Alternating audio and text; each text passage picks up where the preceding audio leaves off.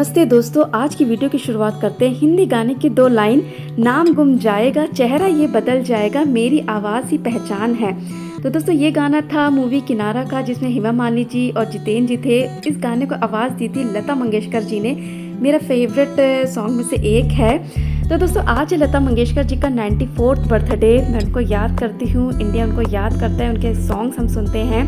तो दोस्तों आज हम एंटर करेंगे लता मंगेशकर जी की दुनिया में इस 8 मिनट के वीडियो में। तो लता मंगेशकर जी का जन्म हुआ था 28 सितंबर 1929 को इंदौर में। उनकी डेथ 6 फरवरी 2022 को कोरोना के समय हुई थी महाराष्ट्र में। और दोस्तों रेस्पेक्टेड सिंगर रही हैं, 6 दशक तक उनका कार्यकाल रहा है। 30 से ज़्यादा भाषाओं में उन्होंने गाना गाए हैं। उनकी पहचान भारतीय सिनेमा में एक प्लेबैक सिंगर के रूप में रही है। दोस्तों उनकी सिस्टर का बहुत बड़ा योगदान रहा है।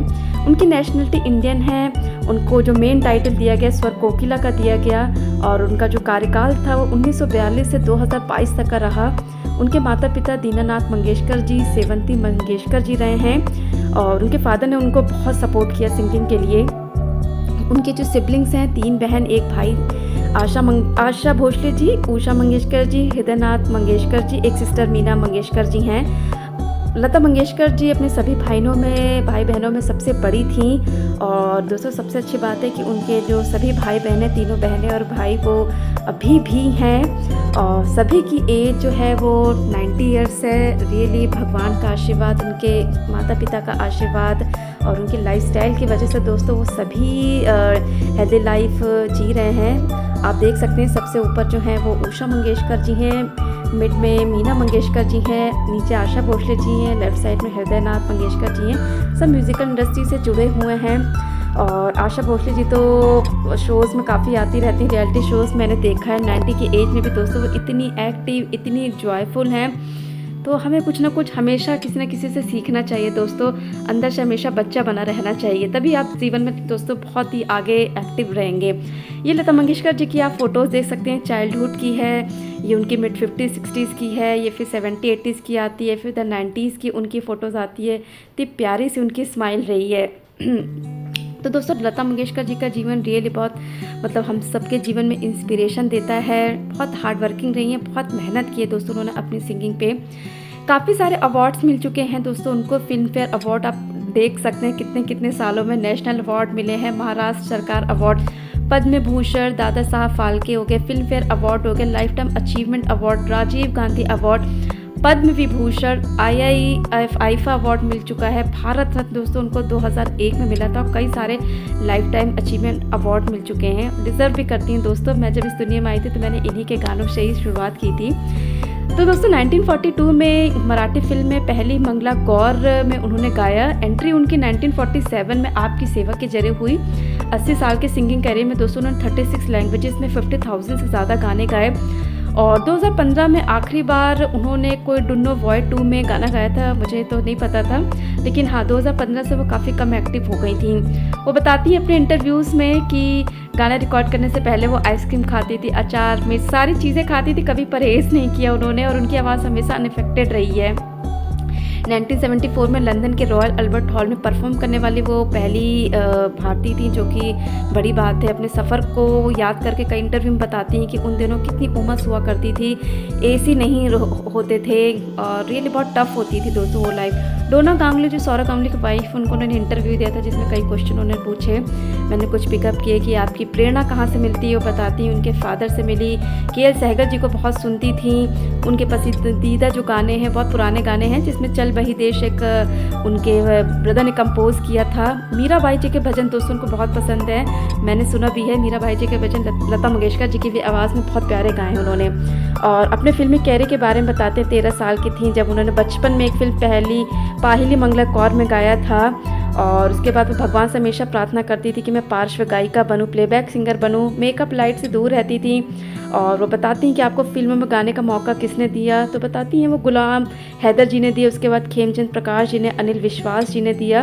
लेकिन उनकी कैरियर को उड़ान दी थी आएगा आने वाला पल गाने, जो कि महल मूवी का था।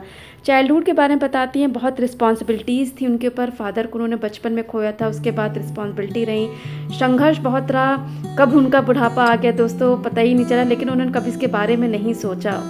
और उनके जीवन की सबसे अनफॉरगेटेबल घटना कौन सी है, उनके फादर की डेथ, क्योंकि बहुत कम एज में ही उनके फादर की डेथ हो गई थी।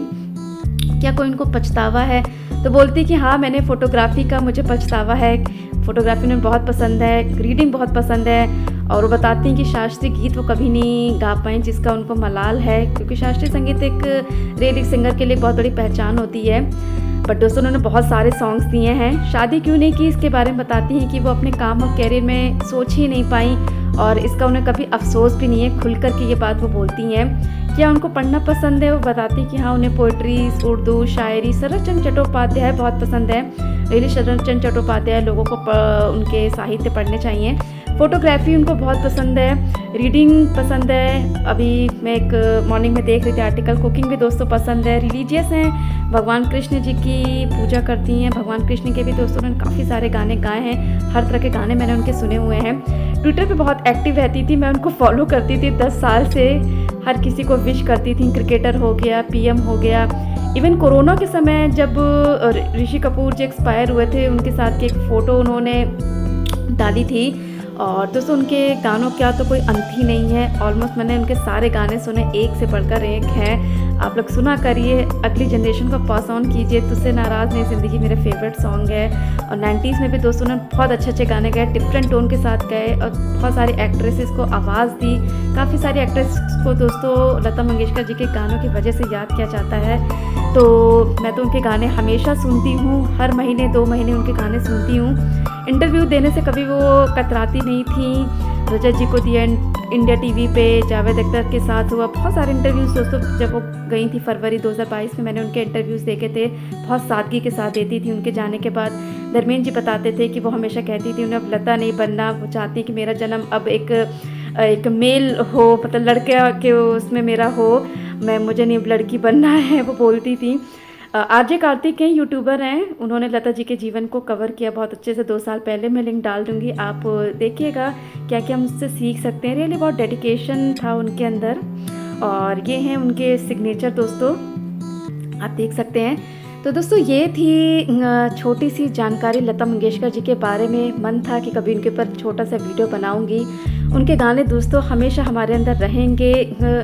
बहुत ही प्यारे गाने दिए, बहुत ही प्यारी आवाज़ रही है, जिसे कहते हैं भगवान की आवाज़, तो उस तरह की आवाज़ है दोस्तों लता मंगेशकर जी की। आने वाली जनरेशन को दोस्तों हम उनके गाने को पास ऑन करें, यही मैं चाहती हूँ।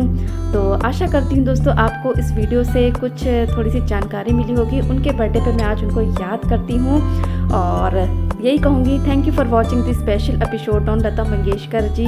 और जैसे शुरुआत की थी, मेरी आवाज़ ही मेरी पहचान है, तो रियली दोस्तों उनकी आवाज़ ही उनकी पहचान है, हमेशा रहेगी। Thank you.